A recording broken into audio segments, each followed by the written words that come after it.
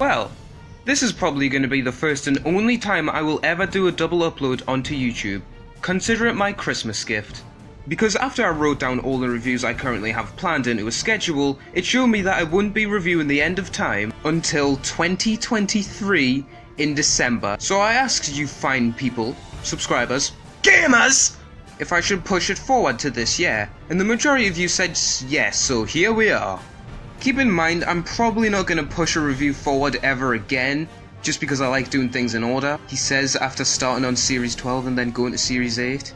But The End of Time is the exception to this rule I set myself, because not only is it my favourite episode with Tennant as the Doctor, not only my favourite episode of the era, not only my favourite episode of New Who, not only my favourite episode of the whole show, this is my favourite episode of anything ever to exist in every possible way. It is a masterpiece. Every scene is meaningful, every scene is impactful. No matter what tone it goes for, it hits that tone, but exceeds the expectations by fucking light years. When I've called other episodes perfect in the past, they've never reached the expectations that this story's hit. Not even close. The closest ones to hitting the quality this one hit after this one aired are Listen and Heaven Sent. But if you see my review of Listen, you know there is the occasional nitpick here and there. And Heaven Sent? Well, Heaven Sent is perfect, but there's just not as much to it as there is to this story. And on that over-bloated intro, let's review The End of Time Part 1. This episode starts fantastically, with the first of Rassilon's narrations, and this one sets the mood and atmosphere instantly, informing us that the Master has been infecting everyone's dreams around the planet, and this will be the final days of humanity. The version of the Doctor's theme that plays here is a brilliant choice of music, as it's telling us that it's been a long time since the Doctor has been at Earth.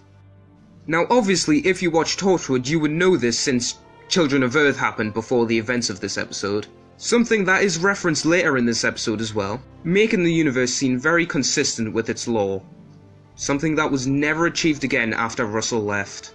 The opening to this episode also shows us that Wilf will be a crucial part of the story, which is fantastic news, as Wilf is one of the best characters.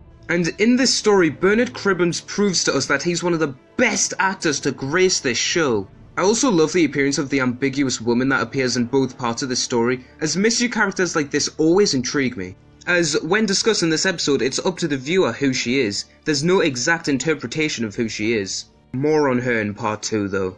Her last line implies to us that the Doctor will be returning to Earth, and then she suddenly disappears. The music really once more amplifies the stakes and tension of this story. As the camera zooms in on Wilf and zooms in on the TARDIS in the glass, the music gets more and more intense. As the camera closes in further and further, it starts getting interrupted by the demonic flashes of the Master laughing, and then the titles roll.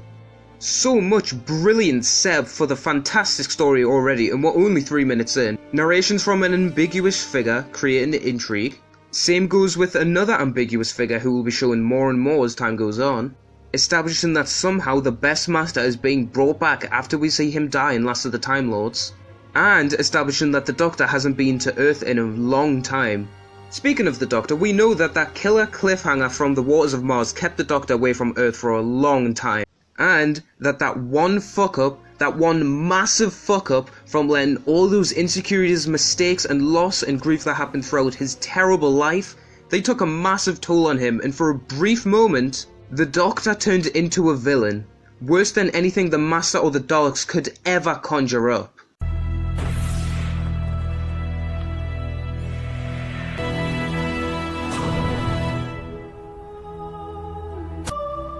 I don't care who you are. The Time Lord Victorious is wrong. I've gone too far. Is this it? My death? Is it time?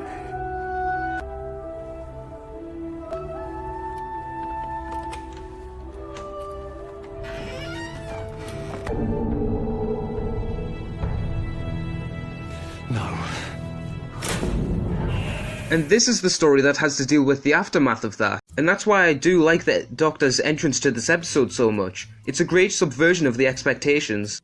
It starts after the beautiful titles roll on this gorgeous backdrop of the Ood planet, somewhere that was set up earlier in Series 4 in the masterpiece episode Planet of the Ood. We would expect the Doctor to enter this situation all serious considering how the 10th Doctor usually acts in situations, and considering he has shown his darker side a lot. But him waltzing out of the TARDIS as if it's just any other day is a great subversion of this. As this is a strategy the Doctor and other great characters use a lot of the time, and that's just talking over the actual subject so they can avoid being confronted by something that they don't want to talk about. The Doctor himself does this in Last of the Time Lords. Jack does this in an episode of Torchwood, but I can't remember which one. And the Master himself does this in this story. More on that later. Anyway, the dialogue in this scene sets up what the 10th Doctor has been doing instead of essentially going to his death. He was just trying to enjoy his life before it ends, and honestly, can we really blame him considering how shitty and terrible his life has been? If I was in the same position he was, I'd probably do the exact same thing. This also pays off the joke set up all the way back in the Shakespeare Code by telling us that the Doctor married Queen Elizabeth, and that he also... Anyway. The music in this scene also plays what tone this scene is trying to set really well, as it shows both sides of the confrontation. When the Doctor is talking, we get this more playful side of the track. But when the Ood is talking about the reality of the situation, the track sounds more serious and down to earth. And I love that about this track. It's called A Frosty Ood, by the way. And the comedic side of this song picks up again when the Doctor locks the TARDIS like a car, which is a very comedic joke, and I'm honestly surprised we haven't seen this done more. It seems like it would be a very useful thing to do. After more brilliant establishing shots and scenes with the Ood Sigma, with the track's brilliance continuing, that bright atmosphere is then cut off by the eerie Ood Cave, which is a really brilliant bit of set design. It's only featured for 5 minutes, but it's a standout part of the episode. Well, one of many standout moments in the episode. The lighting works super effectively, and the Elder of the Ood sitting in a circle like that looks mysterious as fuck. And the mutters of the Ood before the Doctor and Ood Sigma have even fully entered set the tone really well. As he says the words, "It is returning, he is returning, and they are returning, but too late." This little bit of dialogue could mean many things. It is returning could mean Gallifrey, something that we would never expect to return because of the Time War that has been brilliantly shown throughout the revival so far. He is returning means the Master, someone who we would also never expect to return as we saw him die. But because of the brilliant opening to this episode, we know that he will be coming back. And they are returning means the Time Lords, the evil that the Time Lords became, is returning to kill the Doctor. And the too late is the Doctor. Because maybe if the Doctor had returned earlier, he could have stopped the Cult of Saxon from bringing the Master back. He could have prevented all the death and destruction that was caused. And maybe, just maybe, he could have prevented his own death. And this is only the whispers at the beginning of the scene. Dialogue has never been better than in this episode. I love this little bit of acting from Tennant when he sits down and joins the Ood, because when he first sits down, like he's been shown in the rest of the episode up to this point, he's still trying to not be super serious. Because these fake smiles and pretending he doesn't care are probably the only things stopping him from fully breaking down at this point. But the second the Elder of the Ood start chanting, his light-hearted act stops abruptly. It's subtle bits of acting like this that make me love the 10th Doctor so much. David Tennant is the best actor to play the role. And as the scene progresses, we see more and more of the events that will be taking shape throughout, and how if these events aren't stopped, it could potentially mean the end of time itself. The second vision that the Ood show the Doctor is of Wilf, showing that he's more scared than anyone on Earth. This is a great bit of setup for Wilf almost worshipping the Doctor, with how much faith and hope he puts in him. And the Ood straight up telling the Doctor that he shouldn't have delayed for this long was great. Because, as I said before, maybe if he didn't prolong it for so long, then he could have survived this. Hell, maybe he could have prevented the whole thing. And this is another example of the 10th Doctor's arrogance getting in the way and leading to more failures. So for the love of God, when I'm discussing the 10th Doctor, stop trying to use arrogant as a fucking... You have no idea how many times I've discussed the 10th Doctor, and then people say arrogant as a criticism without acknowledging the several times he's criticised for it. And the fact that his arrogance is never treated as a good thing and is an intentional flaw. The Doctor isn't a Gary Stu, he has flaws. Anyway, we get shown to us the Doctor showing the Ood of the visions and how they could came to be. Could came to be. Okay, I'm gonna be honest, you didn't need to remind me that Last of the Time Lords was resolved with a big red button, but still. The Doctor gets shown the part of the Master survived, and he knows that shit is about to go down. And the Master's theme starts banging on the ears as this scene goes on and on. But to the Doctor's surprise, he gets told that the Master isn't even the biggest worry of the whole story, adding more and more tension onto this already massive stakes story. The entire Ood civilization has been boosted and their powers have become stronger because time is dying and starting to bleed out. All of reality has come into question. As said before, something is returning, and this thing is bringing the whole of the universe at stake. The present, the past, the future, all at stake as the prophecy has foretold the darkness will hold only one thing: the end of time itself. And then the scene is capped off with more mocking Master laughing and the Doctor running to try and stop it. What a fucking fantastic scene. The atmosphere is top notch, the music works super effectively, and it sets up the events of this story really fucking well. As this demonic music starts playing as the Doctor runs to the TARDIS, we as an audience are on the edge of our seats, wondering if he can make it in time. But deep down, we all know that it's too late. His prolonging of these events are some of the reason the events are even happening in the first place. The track A Dream of Catastrophe and the Master's theme really do help that scene as well. Marie is on top form this whole story, and the tension in this scene skyrockets between every single cut. The Master's resurrection and the Doctor's frantic flying, the suspense and tension is fucking immense. The track, All in Balance, starts the scene off really well also, because it shows us the panic-stricken tone the Doctor must be feeling right now. The Master suit composed for this story is so fucking good, and I feel it's a perfect take on the Master's normal theme for this story. Because the last time we saw the Master, he was all high and mighty and he ruled the world fearlessly and effortlessly, because he's just that good. And this tone starts off a lot more quiet and mysterious. This is the part that plays in this scene. But when it's revealed how he's going to be brought back, we hear those ever familiar, diabolical drums banging on our ears, with John Simm's infernal laughter happening over it. And I do love the idea of the Cult of Saxon in general, because one of the things I love the most about Simm's Master is how resourceful he is. And this is shown even when his ego is through the fucking roof in the Series 3 finale. He's always planned, just in case he did die, to have a cult resurrect him. This shows the Master's intelligence really well, because in all technicality, in the Series 3 finale, the Doctor is still correct when he says the Master could never destroy himself, because he lets himself die in that story. But little did the Doctor or us know that he had it planned that he could bring himself back. This man is a fucking genius. I also absolutely adore the Master's resurrection scene, all the dramatic zooms onto the essential items and people until BANG! He is returning. And the Master suit starts blaring on the eardrums and he comes back shouting about how he's never died. And then we cut back to the Doctor frantically trying his best to get to the Master and stop this. But we already know it's too late. And John Simm in this scene is fucking fantastic. His evil, maniacal dialogue is brilliant, mocking Lucy as she thought he'd never come back, and he's just taunting her. He must think that she thinks that she has the leverage since she killed him, but all along it was in his plan for her to kill him so that he could be brought back by his cult, and he's fucking loving it. And it is so fucking good, and his line about the human disgrace shows his stance is still the same from his last story, and that he's still disgusted that this race he sees as being so pitiful were a major part in his defeat. And honestly, I can't fucking blame him. He was literally defeated by the power of prayer. And I love the Master's reactions to hearing the drums again, because at first he's all happy to hear them again, reminiscing about all the mayhem he caused with them in the past. This is a great contrast to what they're like later in the episode, a burden and a curse on him.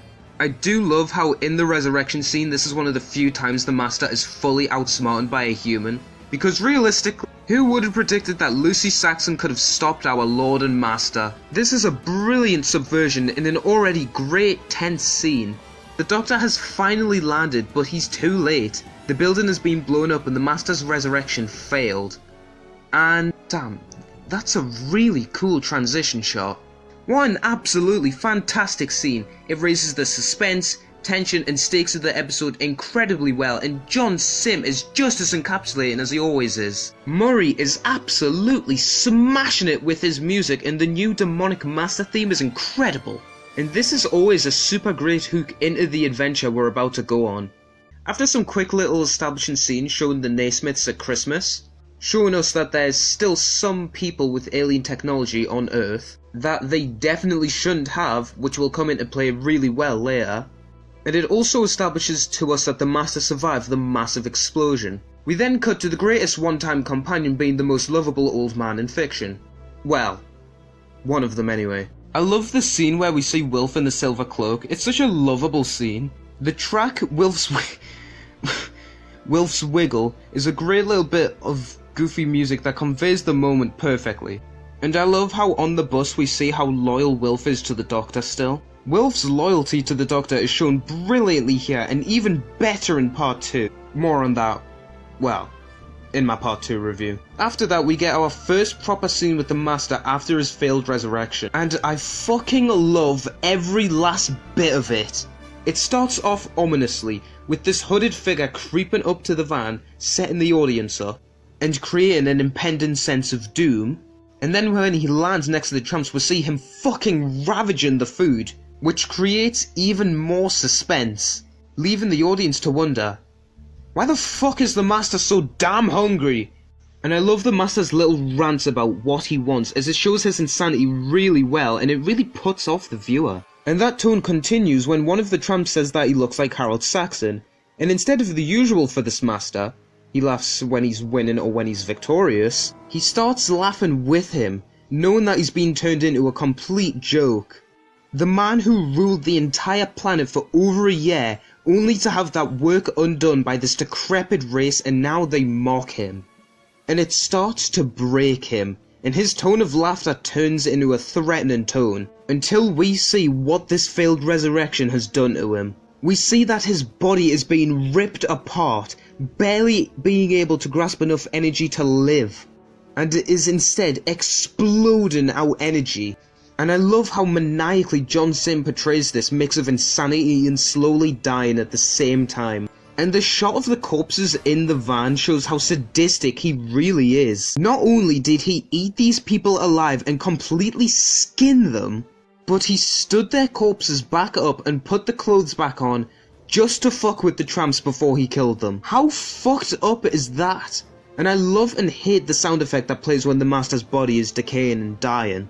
It sounds excruciatingly painful and explosive, and it's another sound effect that just puts off the viewer. And it also adds more onto his insanity, because this is a more visual way of showing his mind being corrupted and fucking just torn. The chase scene between the Doctor and the Master is also incredibly well done for what it is as well. It starts off with the Doctor and the Master sensing each other, and I love how instead of confronting him, the Master decides that he's going to fuck with the Doctor and just ignore whatever he says. An act that he keeps up until the Wasteland scene and most of part 2. This could create a denial arc for the Master wanting to stand with the Doctor. Something that should have been adapted and the Doctor fucking falls! Anyway, this scene is pretty good. The direction is really nice and the way the music carries from every single shot shows some really good editing. And Simm and Tennant absolutely nailed the reaction shots in the episode.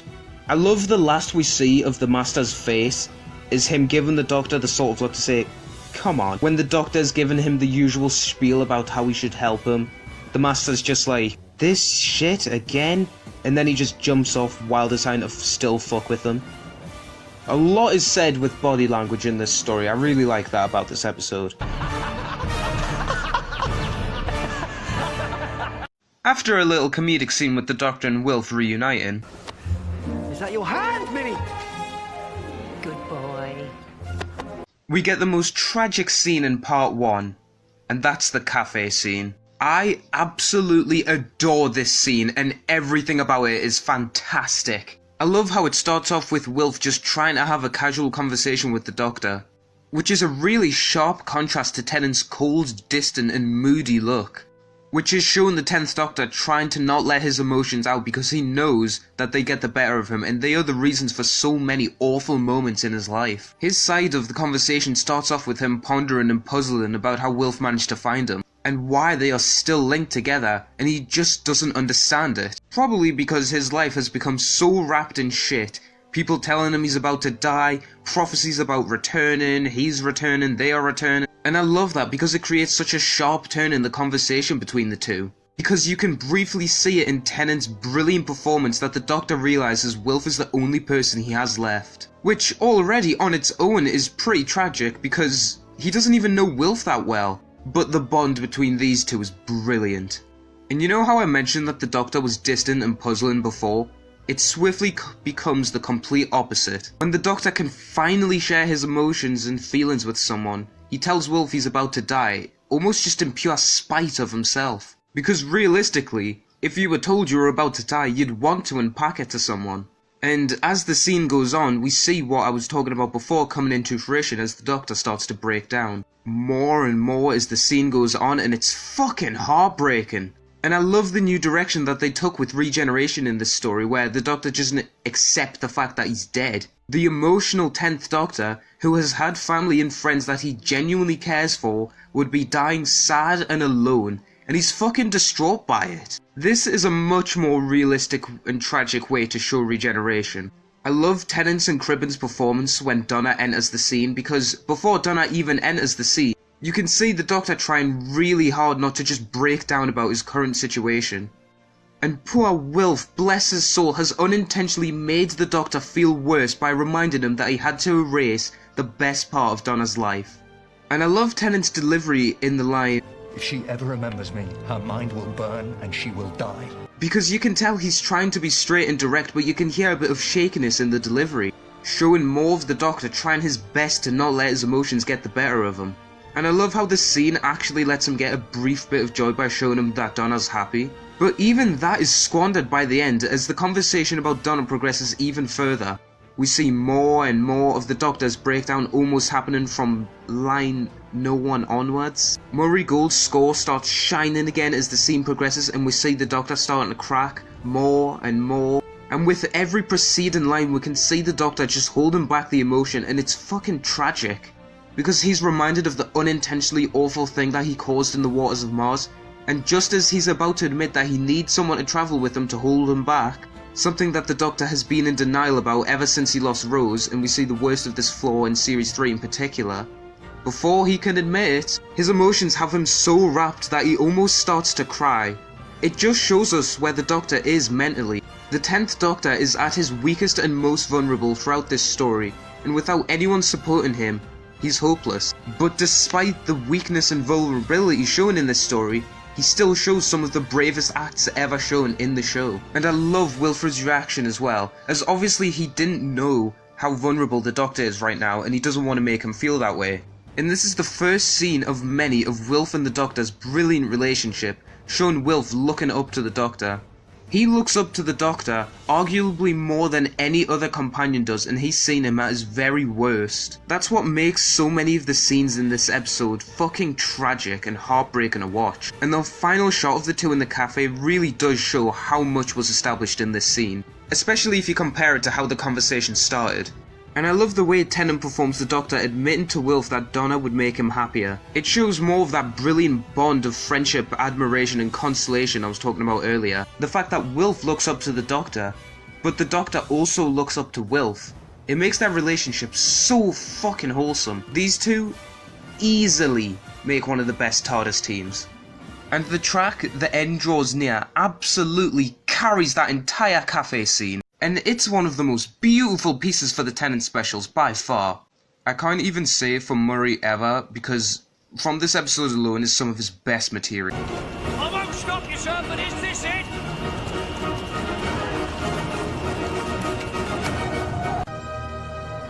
He returns. And I love how the track continues over from the cafe scene to Rassilon's next narrations over these beautiful establishing shots. It takes a sudden turn from downtrodden and tragic to an undefeated, godly score as we see the Master in ruins. contrasted to the Doctor standing tall above the wasteland. An image we see contrasted later as we see the Master at the top. This acts as a sort of subtle representation of what happened the last time we've seen these two. The Master in ruins and the Doctor standing over it all victorious. And there's also hints of the track The Cloud Pass in the scene, hinting onto us early that the Master and the Doctor's relationship will take a positive turn in this story. You probably won't notice this on your first viewing, but once you realise it, you realise the subtlety of Murray's genius here. And Rassilon's narrations itself here is absolutely fucking godly. First of all, Timothy Dalton's delivery is fucking on point here. He makes your spine chill at every delivered word. And we finally get a look at him, this figure who has been fully unseen up to this point. And you know that he's a force to be reckoned with. How he intimidatingly stares into the camera is fucking sinister and mysterious as fuck. If you aren't a die-hard fan, you probably won't instantly realise that he's wearing Time Lord getup, making the reveal of him fully at the cliffhanger look fucking amazing. But even when you know who he is, what he does, and why he does it, he's still intimidating as fuck throughout this entire episode, and he's barely in it. For the most part, we just hear Timothy Dalton's amazing voice, and he steals the show whenever he's there. He's like this looming ghost present over the entire episode. It's fucking brilliant for creating the impending sense of doom. And the music that plays whenever he's there definitely helps that. And I love the explosive difference between the close-up on Dalton's face to Simm's. The sharp contrast created is fucking spectacular, and the sound effect that plays shows how vastly different the characters are, subtly reminding the audience of the Master's insanity and how scattered he is at the moment. And I love the shot dragging over from an extreme close-up on Simm's face for it to pan over to a distant tenant. It shows us the massive divide between the two characters currently and creates massive tension for the audience, making us wonder what they're going to do and what's going to happen here. And we are greeted with two brilliant subversions in this scene. This is our first showcase of the Master's exploding lightning, which is a brilliant addition to the story. I love the direction they took with this, as it creates great drama in the story and adds massive tension onto every scene with the Master in. And this adds new massive content to the story, telling us that the failed resurrection is not only slowly killing him, not only giving him explosive bursts of energy, but what little energy is left can fucking explode out this lightning, which, while incredibly powerful, is also deadly, as we see him decaying every time he uses it. And I love the Doctor's reaction to this, as the scene starts off with the Master trying to intimidate the Doctor, by showing him that he's still a threat despite his vulnerable position. But the Doctor has no reaction to it, just shrugging off the Master's newfound powers, and he just walks through it like it's nothing, showing some extreme determination to stop the inevitable and save the universe. Something we see a lot of in Part 2. And I love when the Master strikes the Doctor how much information is conveyed to us before they even start talking properly. So the Master is electrocuting the Doctor with enough lightning to hurt him and leave him on the floor, but not enough to do any permanent damage or kill him, telling us that the Master still has enough respect for the Doctor not to kill him, and he still values their friendship, but he's not going to let slide what the Doctor did in the Series 3 finale of him. And I also love the bit before the Master lets the Doctor fall to the floor, because the fact that he didn't let him fully fall to the floor is great stuff alone, because it shows that he does still care for the Doctor for him to not have to go through all that pain, before he gives him an evil dismissive glare as a sort of, yeah, fuck you, before letting him drop to the ground. And if you think I'm reaching too far for this, first of all, denial. Second of all, the Master's first line said to the Doctor confirms this. I had estates. Shut up, shut up, shut up, shut up, shut up, shut up, shut up! I love the part where the Master is reminiscing about the Doctor and his childhood on Gallifrey, and what Murray does with the score here is fantastic. While he's talking, we hear notes from the Gallifrey motif, and then it stops suddenly with the cold, harsh reality of the situation. These almighty two Time Lords sat in a wasteland alone and with nothing. And I love how when the Doctor starts talking to the Master, how it takes a sharp turn for the worst. It starts off with the Doctor criticising the Master for his killing, but the Master just ignores him. And then the tactic I talked about earlier in the review of talking over someone to avoid talking about a subject that you don't want to talk about, what a fucking mouthful, comes into play when the Master starts rambling about Christmas just as a way of ignoring the Doctor. But by the end of his rambling, his condition of insanity and slowly dying takes over and leaves him in a vulnerable position. Which is a very interesting direction to take for the Master, and one that has never been explored before and will never be explained again as well after this. I love how the Master almost gets to begging for the Doctor to help him with the sound. When he asks him to please listen, you can tell that it's seriously taken a hold on him, and it really is worse than ever before. And John Simm's performance is just getting better and better with every scene. Not that I thought that was possible. Then when he harshly growls at him to listen, we get the best scene for the Master in this episode. Well, the second best, but you should do it better. The biggest moment of revelation and shock of the fully unknown is shown when it's discovered that after all of this time of the Doctor and everyone just thinking that the noise was a symptom of his insanity, something the Master has likely been ridiculed for his entire life, something that ruined him entirely and is taking a bigger toll on him than ever before. It's real.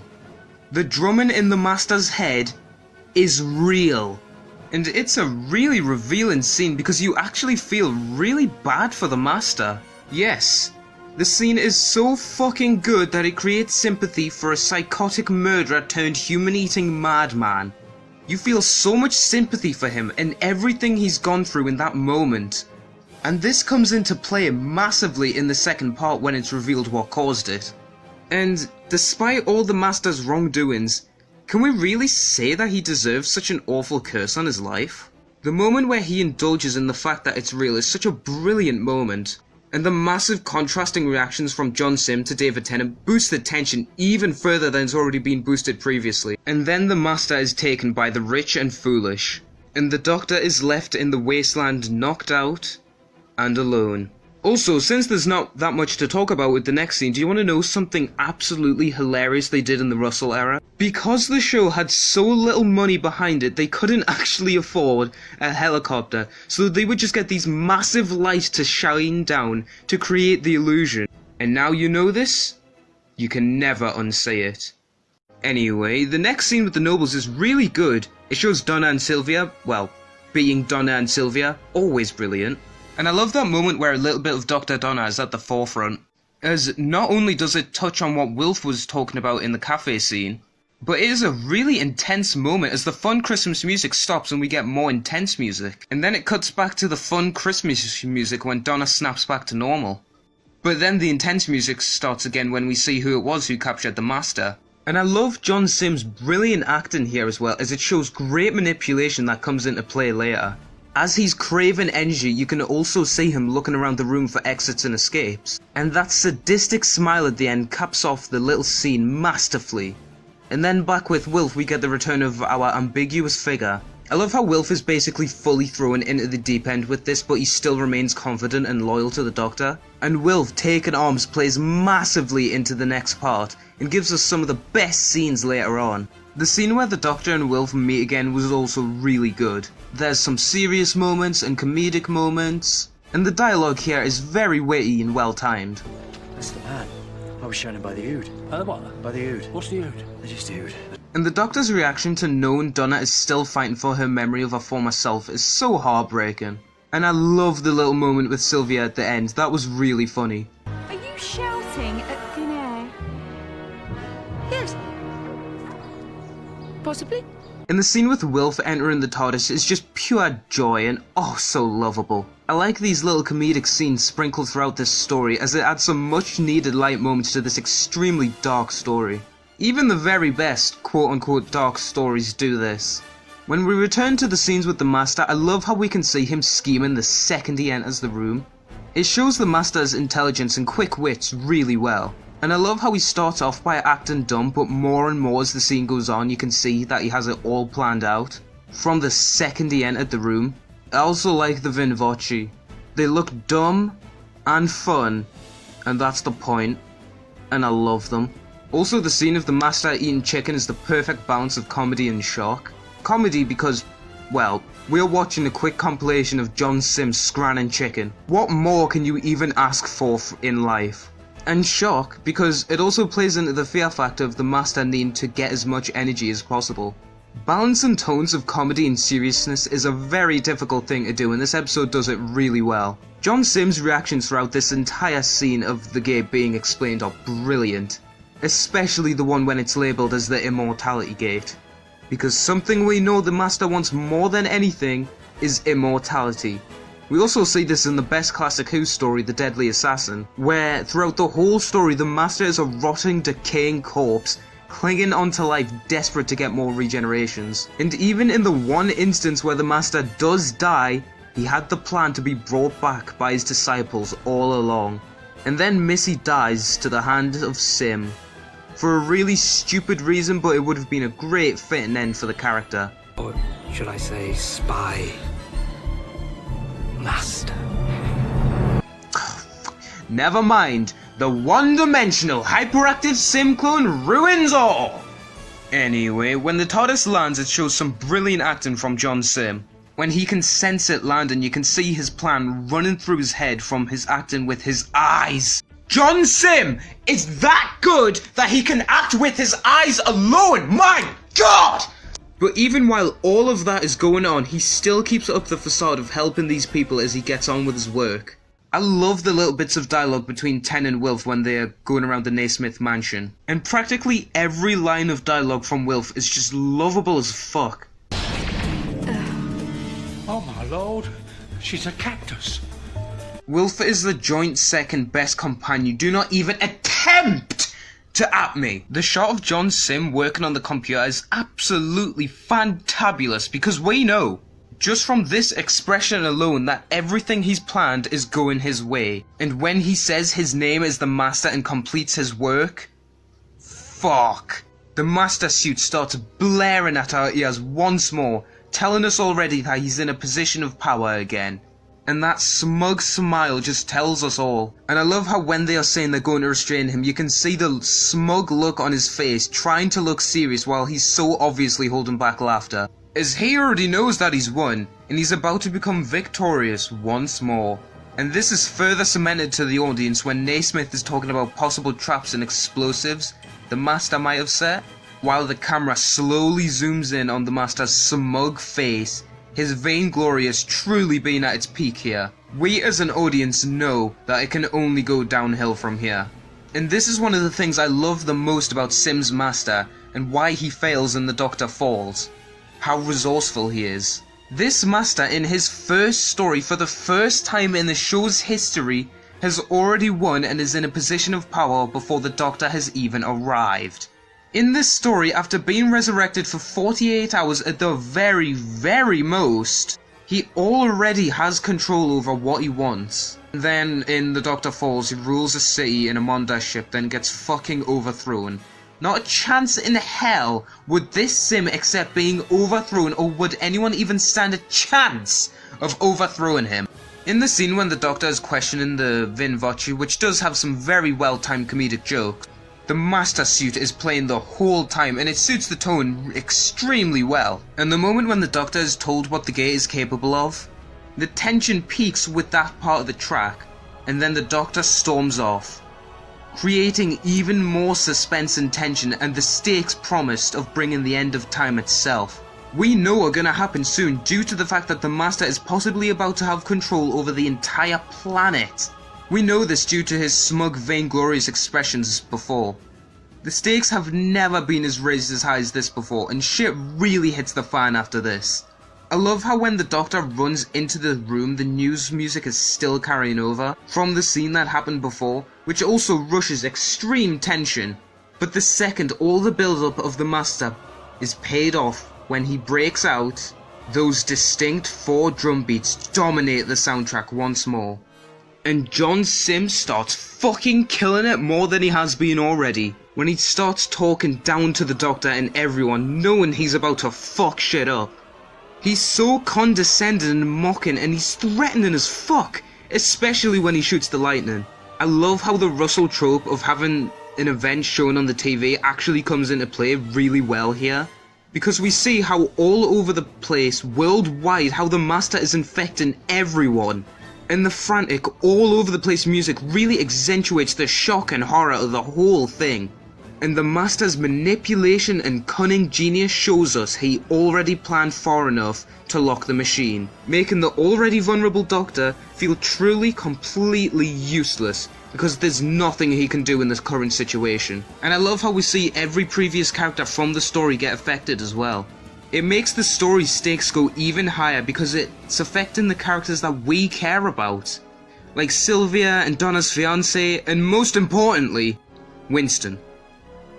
Winston is the best character in the episode, and I love how with this situation we see Donna not be affected, which we might think at first as being lucky, but she's possibly got it worse than anyone else in the world, watching her loved ones transform horrifically. And seeing all these people transform is a truly awful sight to behold, watching this head-spinning effect take place while this sort of erase and shuffling noises happen does not paint a pretty picture for what this must feel like. And once everyone has transformed into John Simm, okay, first of all, this effect shouldn't hold up as much as it does. Seriously, for the amount of green screening done for these shots that exist, they hold up really well and still genuinely look impressive to this day. The shots of the entire planet becoming the Master is fucking spectacular. And what this means for the Doctor is really fucked up. While in my Tennant Specials ranking I described this plan as so ridiculous and that's why I love it, which is partially true, the more you think about it, the more messed up you realize it truly is. Just think. Now obviously this is wrong and it should be stopped, but everyone the Doctor knows, everyone the Doctor has ever loved, all he's done for humanity, the people that he adores and admires so much, everything he ever loved about the human race is gone and replaced with a sadistic, psychopathic maniac laughing at him and taunting him for what he's done and what he's about to do. This is the biggest fuck you the Master could ever possibly give to the Doctor after he tried to help him out. And while the Doctor's reaction starts off as shocked and scared, by the end of the shot we can see the anger and rage in his expression, because of the Master defiling his race of people that he's become part of and made families with. And the track, Final Days, that plays out the episode is obviously representing the Doctor's current position. He has no one besides Wilf to help him out. The Master has gained control over the entire planet, and the Time Lords will be returning. There's no way he can survive that, right? Well, on New Year's Day, we will find out. So, that was the end of time, and to say the least, this is fucking godly. Seriously, where do I even begin? Well, I guess about the scenes and the story of this fucking brilliant adventure. First of all, every scene in this episode is perfect in some way or another. They are all meaningful, they all carry emotion, they all have loads of depth. All the character work done in each scene is fucking spectacular. In this individual part alone, Wilf becomes one of the greatest companions of all time. The Master absolutely steals the show in every scene he's in. And David Tennant is giving in his best performance as the Doctor, and the greatest performance in the show itself. No other story has had a Doctor this vulnerable. No other story has taken this many risks with its decisions. Has got so much stuff crammed into it, yet still is cohesive and doesn't feel like a mess. No other story has mastered the art of ambiguity this well. The tension has never reached the levels it's reached in this story before. Murray Gold is absolutely giving it his all here and is delivering the best music this show has ever seen. The amount of setup in the story is absolutely masterful and fantastic. And that was only the first part to this story. Coming New Year's Day 2021, The End of Time. Part 2.